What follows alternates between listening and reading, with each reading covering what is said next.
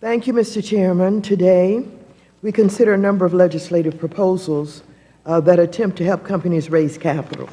Many of these measures have come before our committee previously. In the past, some of these proposals have been bipartisan, and I applaud my colleagues for accepting Democratic amendments that make improvements to them. However, some of these proposals make changes to the securities laws that may unintentionally reduce the transparency and investor protections that long have made our capital markets the envy of the world. I'm concerned that these changes may make it harder for investors, analysts, regulators, and the public to evaluate the investment potential of certain companies, and I'm cautious that if they are even willing to invest at all. Investors may respond to these bills by imposing a risk premium on our job creators that is far greater than any touted savings. I'm also wary of how this patchwork of bills will interact with one another and with current regulatory efforts.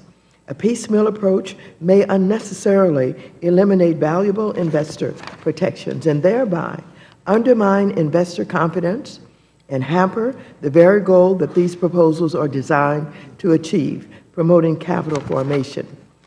As we mark up these proposals today, we need to remember that capital formation is not just about the cost of business seeking funding. The creative ideas of our entrepreneurs will only succeed if they have confidence of investors. Mr. Chairman, there are a number of bipartisan proposals on today's agenda that are designed to help small businesses raise capital and grow. But most concerning to me is the bipartisan pro-business legislation that continues to remain absent from the agenda, legislation to renew the Export-Import Bank's charter. I continue to be disturbed that as this committee purports to consider measures that help small businesses grow and expand, the future of the Export-Import Bank, a proven engine of growth for businesses, exports, and the economy, remains uncertain. In fact, Mr. Chairman, with just 18 legislative days left until the Ex-Im Bank's charter expires in June, you have yet to hold a single legislative hearing to consider legislative proposals to renew the bank, even though this committee held 2 hearings in just 3 weeks on these bills. And yesterday, as members of your own party held a hearing in support of Ex-Im, you took the time to hold a press conference to announce that you will not bring a bill to keep the bank open up for a vote, a continuation of the intransigence that has already bred uncertainty and instability among the thousands of businesses who rely on the Export-Import Bank to create jobs, grow their businesses, and stay competitive.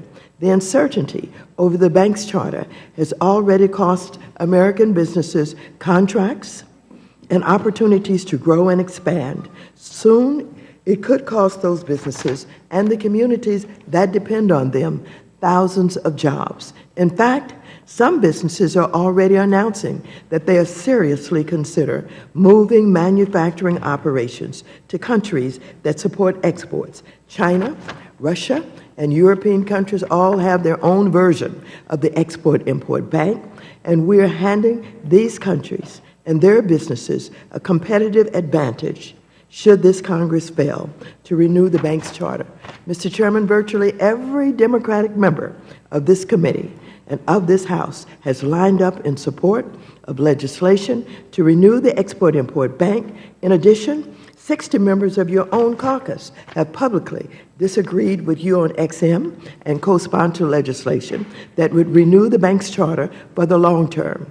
I'm convinced that, as with issues surrounding the National Flood Insurance Program, many Republicans will soon say enough is enough and persuade the more reasonable factions of your leadership to do what is necessary to bring the Export-Import Bank's reauthorization to a vote we all know will be overwhelmingly favorable.